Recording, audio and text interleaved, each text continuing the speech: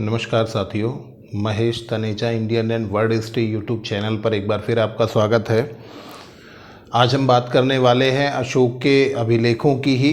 पिछले क्लास से हमने स्टार्ट किया था और हमने बात कर ली थी अशोक के वृहत शिलालेखों की, और हमने आपको बताया था कि अशोक के जो वृहत शिलालेख हैं वो मुख्य रूप से 8 स्थानों से प्राप्त हुए हैं, और 8 स्थानों से प्राप्त ये वृहत शिलालेख जो हैं ये 14 शिलालेख प्राप्त हुए हैं। और इन 14 का जो वर्णन है वो 8वें स्थान पर कॉमन है, और उससे हमें बहुत सारी जानकारियाँ अशोक के शासन प्रशासन के बारे में प्राप्त होती है। माना यह जाता है कि इन 8 स्थानों के बाद भी इन्होंने कुछ और स्थानों पर वृहत शिलालेख स्थापित कराए थे, और इसके प्रमाण हमें सन्नति, कर्नाटका और एर्रागुडी से भी प्राप्त होते हैं। तो कहीं कहीं बुक्स में आपको ये देखने को मिल सकता है कि वृहत शिलालेखों की प्राप्ति के स्थल कितने हैं, तो 8 की जगह 10 मिल सकता है आपको। और यहाँ पर ये ध्यान रखना है कि यहाँ सभी 14 शिलालेख प्राप्त नहीं हुए, उनमें से कोई 2-3 इस तरह से प्राप्त हुए हैं। तो कभी कभी 8 के स्थान पर 10 को भी ऑप्शन स्वीकार कर सकता है जब 8 आपका ऑप्शन नहीं हो। तो सन्नति के बारे में भी पूछा जाता है कि नवीनतम स्थलों में से जहाँ से शिलालेख प्राप्त हुए हैं तो सन्नति को स्वीकार किया जाता है। तो वृहत शिलालेखों की बातचीत जब हम कंप्लीट कर रहे थे तो वहाँ पर हम ये बात करके निकले कि जो 13वां शिलालेख है वो अशोक का सबसे बड़ा शिलालेख है, अर्थात सबसे लंबा शिलालेख है, जिसमें बहुत सारा वर्णन प्राप्त होता है। और इसी वर्णन में हमने बात की थी कलिंग युद्ध के बारे में, और कलिंग युद्ध के बारे में हम लोग काफ़ी बातचीत करते हैं। अशोक की महानता के प्रश्न पर कलिंग युद्ध का जिक्र किया जाना अनिवार्य बनता है। हम लोगों ने देखा अशोक का राज्याभिषेक 269 ईसा पूर्व में हुआ, और इसके 8वें वर्ष अर्थात 261 ईसा पूर्व में इन्होंने कलिंग उड़ीसा के क्षेत्र पर आक्रमण कर दिया। इस कलिंग क्षेत्र पर, उड़ीसा के क्षेत्र पर इन्होंने जो आक्रमण किया, इस आक्रमण के बारे में बहुत सारी जानकारी मिलती है। और वो जानकारी ये कि अशोक ने इस युद्ध को जीत लिया, विजय प्राप्त कर ली, और विजय प्राप्त करने के साथ ही यह युद्ध बड़ा हिंसक रहा। हिंसक रहने का अभिप्राय क्या है कि माना जाता है कि 1 लाख लोग इसमें मारे गए और लगभग 1.5 लाख लोग इसमें घायल हुए। अब आप लोग समझ सकते हैं कि जब इतना ज़्यादा नुकसान हुआ है तो लोगों की चीत्कार, लोगों की करुणा निकल कर आएगी, और लोगों ने कहा कि अशोक एक अच्छा शासक नहीं है। बड़ी आलोचनाएं हुई, बड़ी वेदनाओं को देखा गया यहाँ पर, और इस वजह से, इतने सारी जनहानि की वजह से ये माना जाता है कि अशोक का मन द्रवित हो गया, और यहाँ से इन्होंने प्रायश्चित करते हुए ये तय किया कि अब वो भविष्य में युद्ध नहीं करेंगे, और युद्ध नहीं करने का मतलब अहिंसा के मार्ग को अपनाएंगे। और जो हो गया उसका तो वो कुछ कर नहीं सकते, कि इतना जो जनहानि हुई है उसका तो कुछ नहीं किया जा सकता, पर भविष्य में उन्होंने रणघोष के स्थान पर धम्मघोष की नीति को अपनाया। तो आपको ध्यान रखना है रणघोष के स्थान पर धम्मघोष क्या है, काफ़ी बार एग्जाम में डिस्क्रिप्टिव में आता है। तो रणघोष का मतलब कि युद्ध की जो घोषणाएं हैं, जो ध्वनियां हैं, उसके स्थान पर उन्होंने धम्म की घोषणाएं शुरू कर दी, अर्थात धम्म के आचरण को अपनाना शुरू कर दिया। और वहां से अशोक का एक नया स्वरूप देखने को मिलता है, और शांति नीति उसने अपना ली, और यहीं से अशोक को एक महान शासक का दर्जा हम देते हैं। यहाँ पर कुछ क्वेश्चंस हमसे पूछे जाते हैं। ये पूछा जाता है कि कलिंग के इस युद्ध में जो सामने कलिंग का शासक था, या जिसका साम्राज्य था, वो शासक कौन था। तो आपको बता दें, अशोक के अभिलेखों से हमें कहीं पर भी कलिंग के उस शासक का नाम प्राप्त नहीं होता है। ये जानकारी हमें हाथी गुम्फा अभिलेख से प्राप्त होती है। कलिंग के क्षेत्र में एक प्रसिद्ध अभिलेख रहा है हाथी गुम्फा अभिलेख, और ये किसका है? ये खारवेल का अभिलेख है। इस अभिलेख से हमें ये जानकारी प्राप्त होती है कि उस समय जब अशोक ने आक्रमण किया तो वहाँ का जो शासक था वो नंदराज था। तो प्रश्न पूछा जाता है कि कौन सी जानकारी हमें अशोक के अभिलेखों से नहीं मिलती है, तो नंदराज का नाम जो है वो हमें अशोक के अभिलेखों से प्राप्त नहीं होता है, वो खारवेल के हाथी गुम्फा अभिलेख से प्राप्त होता है। यहीं से प्रश्न ये पूछा जाता है कि अशोक ने प्रायश्चित और शांति नीति को अपनाया, तो ये कौन से शिलालेख में प्राप्त होता है? तो वृहत शिलालेख नंबर 13 से ही ये जानकारी प्राप्त होती है।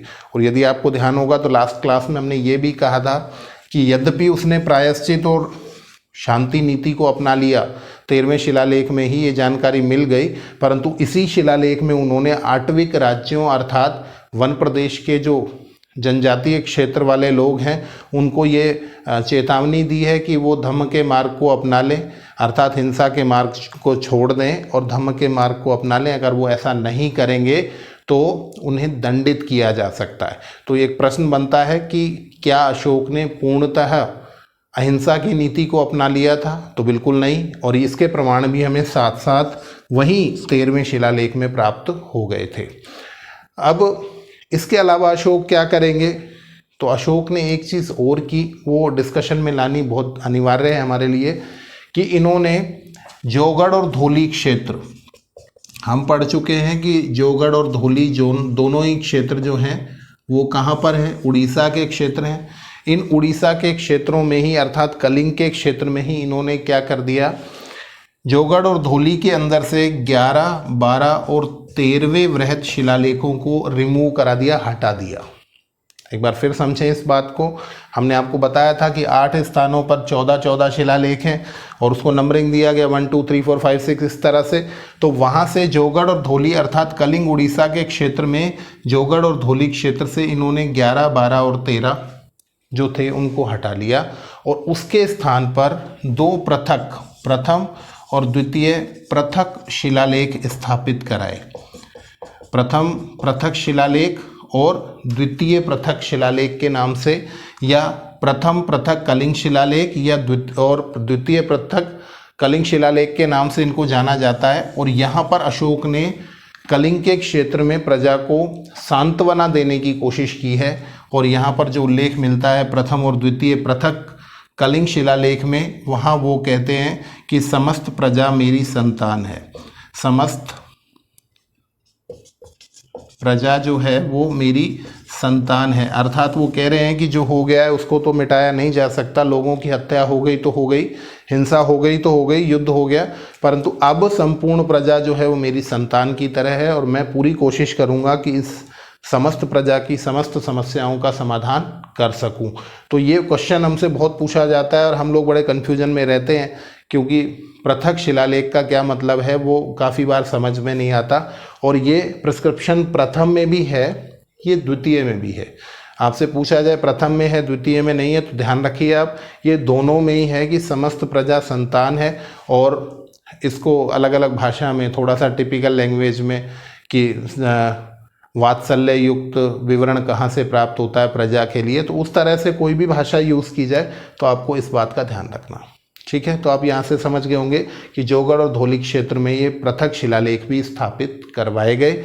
और आपको एक बात और इंटरेस्टिंग बता दें कि सन्नति जिसका अभी हमने जिक्र किया, वहाँ से भी पृथक शिलालेखों के प्रमाण प्राप्त होते हैं, ठीक है। प्रश्न पूछे कि कहाँ पर नहीं मिले हैं, तो जोगढ़, धौली और सन्नति से तो हमें ये प्राप्त हैं, पर अन्य स्थानों पर प्राय अभी तक ये प्राप्त नहीं है। तो ये पृथक शिलालेखों का विषय भी आपको यहाँ पर क्लियर कर लेना। चलिए आगे बढ़ते हैं। कलिंग युद्ध के बारे में हमने जानकारी प्राप्त कर ली और इसके साथ ही आगे बढ़ते हुए हम बात करते हैं अशोक के लघु शिलालेखों की।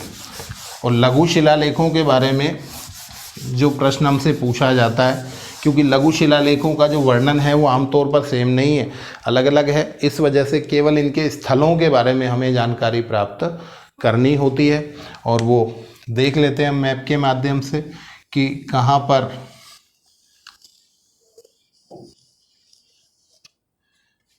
किस स्थान पर हमें मुख्य रूप से ये प्राप्त हुए हैं। तो केवल इनका नाम हमें पता होना चाहिए, किस राज्य से संबंधित हैं वो पता होना चाहिए। तो एक तो सबसे पहले पाकिस्तान की बात कर लेते हैं। तो पाकिस्तान में तक्षशिला, हम बात कर किसकी रहे हैं, तो हेडिंग देख लेते हैं, अशोक के लघु शिलालेख। तो आप इस बात का एक चीज़ का ध्यान रखेंगे कि जब लघु शिलालेख हम लिख रहे हैं तो केवल शिलालेख भी लिखा जा सकता है, क्योंकि वृहत शिलालेख को वृहत शिलालेख अलग से लिखा जाता है। तो लघु शिलालेख कहाँ से प्राप्त है? तो एक तो तक्षशिला हमारे पास आ गया, इसको डिफरेंट से कर लेते हैं, ये तक्षशिला हो गया। अब चलते हैं अफ़गानिस्तान के क्षेत्र में। तो अफ़गानिस्तान में एक लघमान जिसका हम नाम पढ़ चुके हैं। इसके अलावा शर-ए-कुना आपको याद होना चाहिए, ये द्विलिपीय अभिलेख या द्विभाषिक अभिलेख कहलाता है। लघमान के अंदर आरमाइक लिपि का अभिलेख प्राप्त हुआ है, ये आपको ध्यान रखना है। उसके अलावा पुल-ए-दुरंत या पुल-ए-दुरंत नाम का एक नया अभिलेख प्राप्त हुआ है, ये भी अफ़गानिस्तान का क्षेत्र है। तो अफ़गानिस्तान से हमें ये वाले शिलालेख प्राप्त हुए हैं। और कैसे शिलालेख हैं? ये लघु शिलालेख हैं। अब चलते हैं, हम बात करते हैं राजस्थान की। और राजस्थान के क्षेत्र में हम लोग पढ़ चुके हैं बैराट के बारे में, विराट नगर या वैराट, जहाँ से भाब्रू अभिलेख प्राप्त हुआ है। और भाब्रू अभिलेख के बारे में ये कहा जाता है कि यहाँ से पता लगता है कि अशोक जो हैं वो बौद्ध धर्म के अनुयायी हैं। शिलालेखों की बात करें तो यहाँ से ये जानकारी मिलती है। और यहाँ पर अशोक को मगध अधिराज भी कहा गया है, मगध के अधिराज के रूप में बताया गया है। इसका डिस्कशन हम कर चुके हैं, वो भी यहाँ पर हमारा रिपीट हो जाता है। अब इसके बाद चलते हैं और क्षेत्रों में कि कहाँ से हमें ये लघु शिलालेख प्राप्त हुए हैं। तो राजस्थान के बाद बात करते हैं यूपी की। और यूपी में अहरोरा यूपी, ये फेमस है। इसके बाद बात करते हैं एमपी की। तो एमपी में हमें 4 स्थानों से मुख्य रूप से प्राप्त हुए हैं। हमें यहाँ से गुर्जरा से प्राप्त हुए हैं, उसके अलावा रूपनाथ,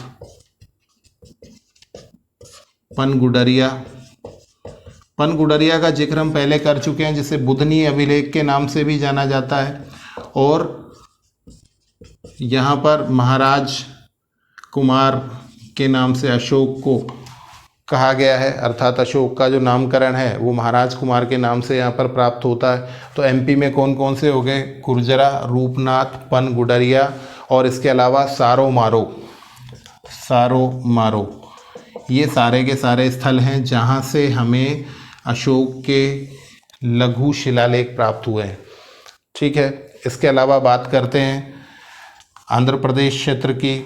और आंध्र प्रदेश क्षेत्र में हमें 2 स्थान ऐसे मिले हैं जहाँ से लघु शिलालेख मिले हैं। वैसे नाम से भी पता लग जाता है, साउथ के जो नेम होते हैं वो थोड़े से डिफ़र होते हैं। तो एक तो उसमें है एर्रगुडी और एक है राजुल मंडगिरी। यहाँ से हमें 2 स्थानों से मुख्य रूप से लघु शिलालेख प्राप्त हुए हैं। तो हमने बात की राजस्थान की, फिर बात की यूपी अहरोरा, उसके बाद एमपी की गुर्जरा, रूपनाथ, पनगुडरिया या बुधनी शिलालेख, और उसके अलावा बात कर रहे हैं सारो मारो। ठीक है, इसके बाद बात करते हैं, इधर आ जाते हैं पश्चिम में। और पश्चिम में जब बात करें तो यहाँ कर्नाटक मुख्य रूप से है। यहाँ मैं एक बिहार का और जिक्र कर दूँ, बिहार में सहसाराम के बारे में आप लोग जानते हैं कि शेरशाह सूरी ने स्वयं का मकबरा स्थापित कराया था, वही स्थान है। तो सहसाराम बिहार से भी हमें लघु शिलालेख प्राप्त है। और जो मुख्य क्षेत्र है वो इसका है कर्नाटक। तो यहाँ से प्रश्न बहुत ज़्यादा पूछे जाते हैं कि कर्नाटक में कौन सा प्राप्त है, कर्नाटक में कौन सा प्राप्त नहीं है। तो एक बार देख लें इस लिस्ट को। मास्की, उदयगोलम, निट्टूर, गोवीमठ, ब्रह्मगिरी, जटिंग रामेश्वर,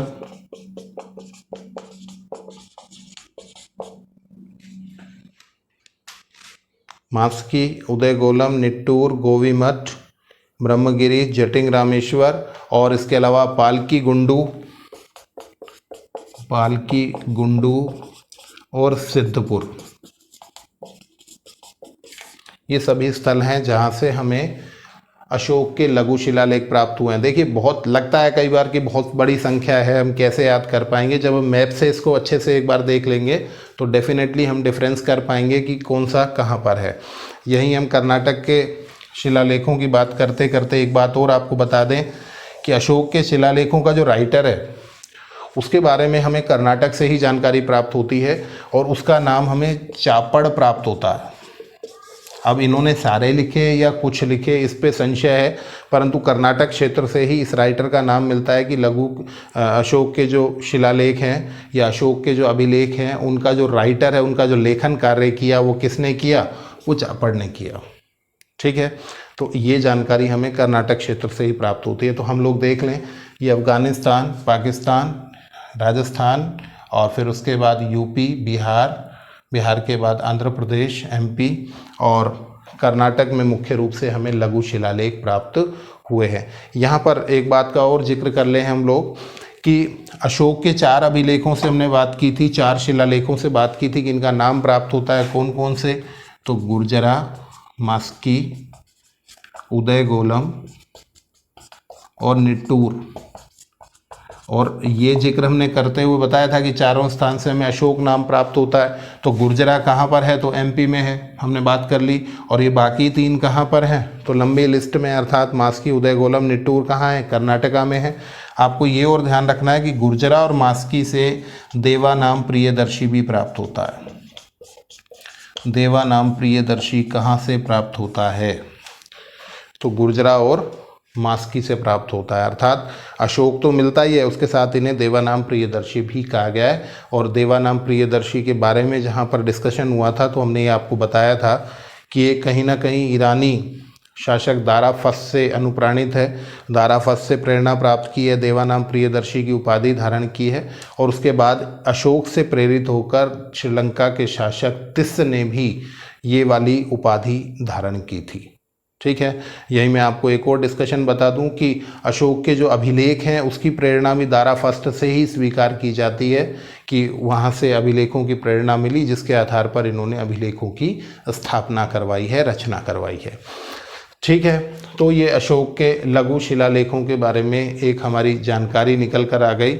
और इस जानकारी के साथ ही हमको ये ध्यान रखना है कि ये सारे के सारे जो शिलालेख हैं इनका जो प्रिस्क्रिप्शन वर्णन है वो अलग अलग है, एक जैसा नहीं है, सेम नहीं है कि भाई सबका सेम है और सबका डिफ़र है। तो केवल आपको स्थान ही मुख्य रूप से इनके ध्यान रखने हैं।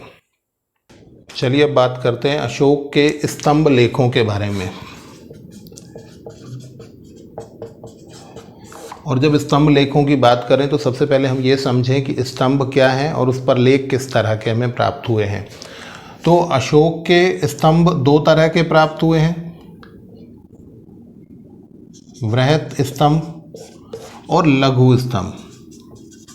और जैसा कि हमने आपको कहा कि दाराफस से प्रेरणा प्राप्त की है, तो ईरानी स्तंभों में और भारतीय स्तंभों में क्या डिफरेंस रहा है, तो वहाँ वो डिस्कशन यहाँ किया जाना बहुत अनिवार्य हो जाता है। क्या क्या अंतर है, यहाँ से प्रश्न आजकल पूछे जाते हैं। देखिए किस तरह के स्तंभ मिले हैं, तो पहले तो अशोक के स्तंभ को देख लेते हैं। लगभग इस तरह का स्तंभ मिला है और इस स्तंभ के ऊपर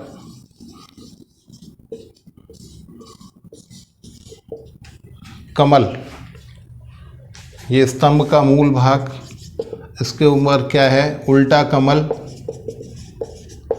या जिसे आप कह सकते हैं घंटा। ठीक है, और इस कमल के ऊपर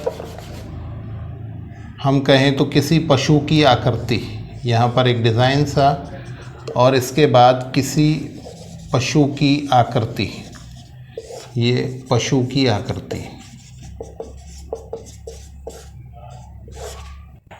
ठीक है, तो इस तरह का कुछ स्ट्रक्चर हमें प्राप्त होता है।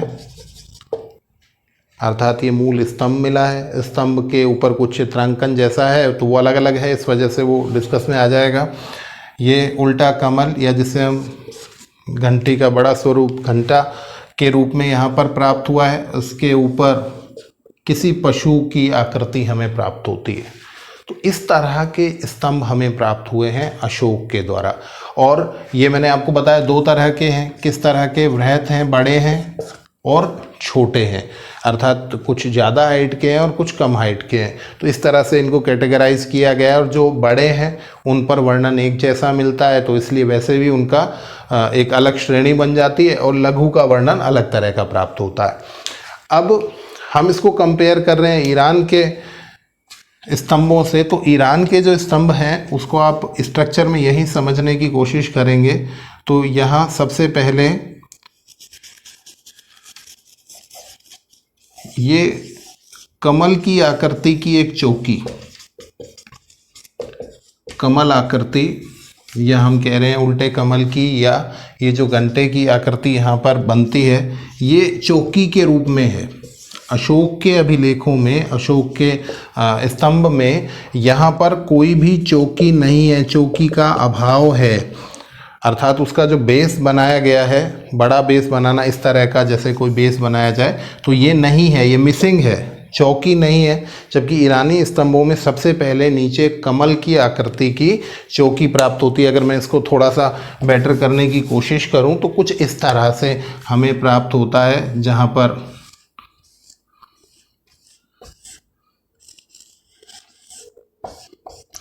इस तरह की एक चौकी प्राप्त होती है। तो ईरानी स्तंभ में पहला डिफरेंस जो है वो अशोक के साथ ये हो गया।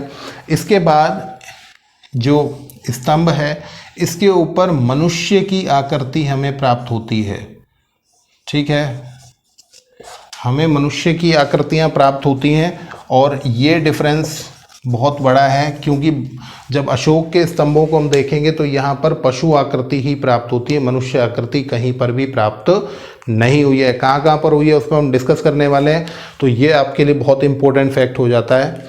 तो ये दो बड़े अंतर आपको यहाँ से समझने हैं। इसके बाद क्या है कि अशोक के जो स्तंभ हैं वो थोड़ा सा नीचे से चौड़े हैं और ऊपर तक जाते जाते कुछ सकड़े हो जाते हैं, जबकि ईरानी जो स्तंभ हैं वो बिल्कुल सीधे सीधे, बिल्कुल स्ट्रेट हैं। यूँ कहिए कि नीचे से ऊपर तक इनकी जो चौड़ाई है वो बिल्कुल समान रही है।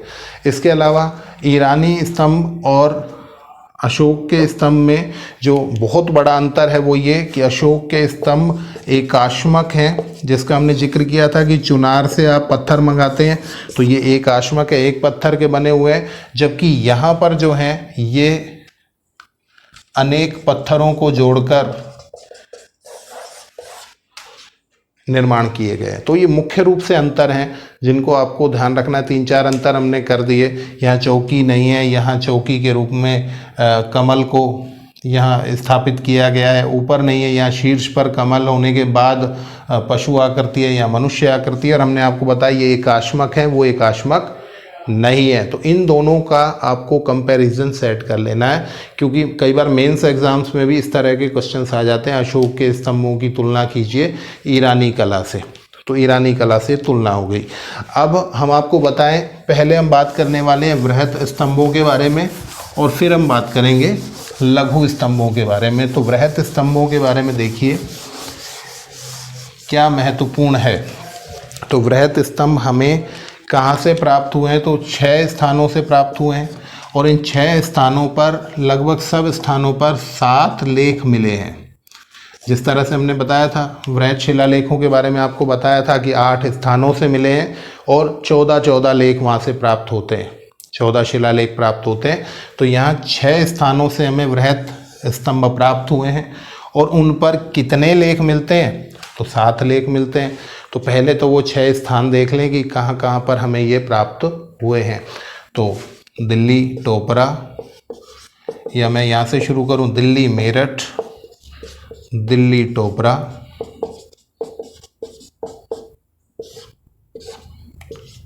लौरिया नंदनगढ़, प्रयाग, प्रयाग को आप इलाहाबाद भी लिख सकते हैं, लौरिया अर्राज,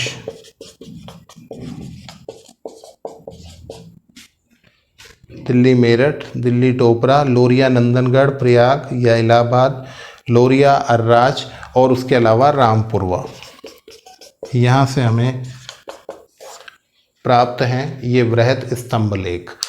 ठीक है, इनके बारे में थोड़ी सी जानकारी कर लेते हैं। कुछ महत्वपूर्ण फैक्ट्स जो हैं जिनको हम डिस्कस कर लेते हैं। एक तो हम लोग यहाँ से पढ़ चुके हैं कि दिल्ली मेरठ जो है ये सबसे पहला अभिलेख है अशोक का जिसे खोजा गया टिफेन थेलर के द्वारा। कब खोजा गया था, टिफेन थेलर डिस्कस हो चुका है, केवल शॉर्ट में बात कर रहे हैं। 1750 में सबसे पहले खोजा गया, वो दिल्ली मेरठ अभिलेख था। उसके बाद हम बात करते हैं दिल्ली टोपरा, इसे सबसे पहले पढ़ा गया 1837 में जेम्स प्रिंसेप के द्वारा, ये भी हम पढ़ चुके हैं। ये आपको ध्यान रखना है, ये डबल नेम क्यों है। डबल नेम का मतलब क्या है कि ये मेरठ से दिल्ली शिफ्ट हुआ है, ये टोपरा से दिल्ली शिफ्ट हुआ है। और इन दोनों को शिफ्ट कराने वाले जो व्यक्तित्व हैं वो हैं फिरोज शाह तुगलक।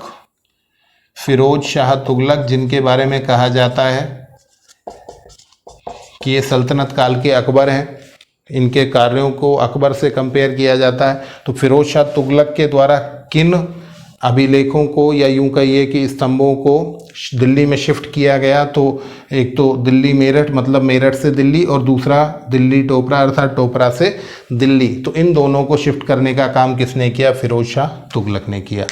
ठीक है, इसी तरह का एक और डिस्कशन देख लेते हैं, पहले कंप्लीट कर लेते हैं। ये प्रयाग वाला जो प्राप्त है, ये जो प्रयाग वाला प्राप्त है, ये मूलतः कौशाम्बी में था और कौशाम्बी से शिफ्ट किया गया कहाँ पर? इलाहाबाद में। और इलाहाबाद में शिफ्ट करने का काम किसने कराया? तो ये किया अकबर महान ने।